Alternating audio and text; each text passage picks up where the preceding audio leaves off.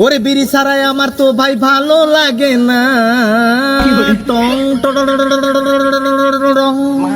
ওরে বিড়ি ছাড়াই আমার তো ভাই ভালো লাগে না। আচ্ছা কেউ তোরাই আমায় একটা বিড়ি দে না, কেউ তোরাই আমায় একটা বিড়ি দে না। আব্বাজান লা হাওলা ওয়ালা কুওয়াতা ইল্লা বিল্লাহ। খাও খাও খাও খাও, সমস্যা নেই, সমস্যা না নেই। আব্বাজান, ধূমপান স্বাস্থ্যের পক্ষে ক্ষতিকর, এটা প্যাকেটের গায়ে লেখা। আচ্ছা সো এটা জেনে শুনে আমি কেন খাবো আব্বাজান? আমি কেন খাবো? আরে বাবা, তুমি তো তখন থেকে বললা যে কেউ আমাকে একটা বিড়ি দে না, বিড়ি দে না।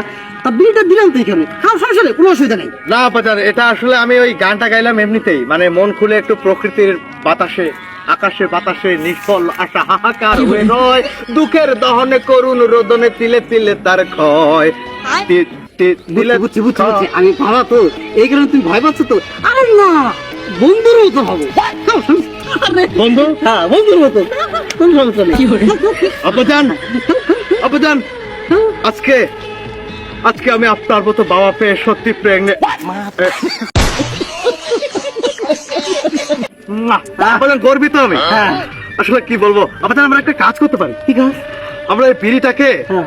দুই ভাই মিলে ভাগ করে ও না, মানে ভায়োলেশন আব্বাজান, মানে মিস্টেক, ম্যান ইজ মর্টাল, মানুষ মাত্রই ভুল, স্লিপ অফ টাইম। আমরা দুই বাপ ছেলে মিলে ভাগ করে খাই। আব্বাজান, লাইটারটা এই যে লাইটটা। আমাদের এটা তো জুতা। এই বেটাই, তুই আমাকে কোনদিন দেখছিস? না। আমি কোনদিন সিগারেট খাই না, তাহলে এই এই দুনিয়ায় কোথাও কোনদিন দেখছিস যে বাপ ছেলে মিলে একসাথে সিগারেট খায়? আমি নিজে যেখানে সিগারেট খাই না, সেখানে তুই বাপ বেটা মিলে ভাগাভাগি সিগারেট। বাজানো বাইরের কান্ট্রি গুলোতে খেয়াল করলে দেখবেন যে বাপ ছেলের কি সুমধুর সম্পর্ক। আচ্ছা। বাপ যখন বিড়ি খায়, ছেলে লাইটার এগিয়ে দিয়ে বলে এই নেন আব্বাজান, এই নেন বিড়ি দেন, একটা বিড়িতে সুখ টান।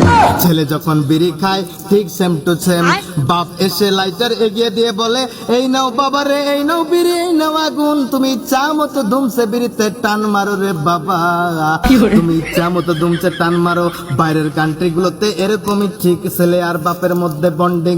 আর আমরাও তো বাপ ছেলে, আমরা কি দোষ করেছি, কি অন্যায় করেছি, কি অপরাধ করেছি? আব্বাজান, মূলত একটু ওয়াজ নসিহত করে যদি আপনার মতো মানুষের একটু বিবেক জাগ্রত হতো, তাহলে আপনার ছেলেকে, আপনি আমাকে পরীক্ষা করলেন আব্বাজান, আপনি আমাকে বন্ধু বলে। আয় তোর বাড়ি চল।